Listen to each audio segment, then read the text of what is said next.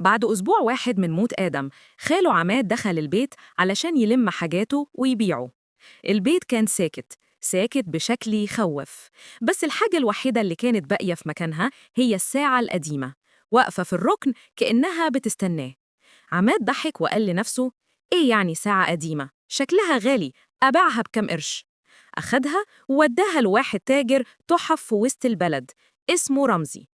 رمزي أول ما شافها قال له: دي ساعة نادرة قوي، بس ليها طابع غريب، شكلها معمولة مخصوص. ومن يومها الساعة بقت في المحل. بس الليلة دي كانت أول ليلة رمزي ينام فيها جوه المحل. حوالي نص الليل سمع صوت دقات، 12 دقة بالظبط. بص حواليه، مفيش ولا ساعة تانية شغالة.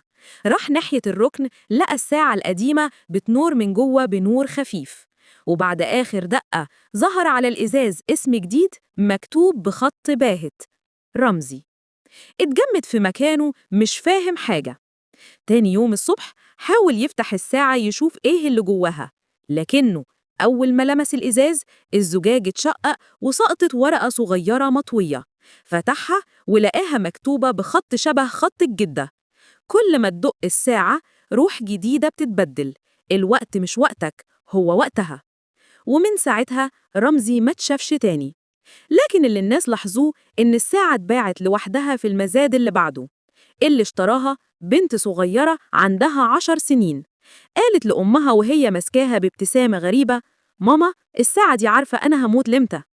لو عجبك الجزء التاني اعمل لايك واشترك في القناة وفعل الجرس عشان يوصلك الجزء التالت.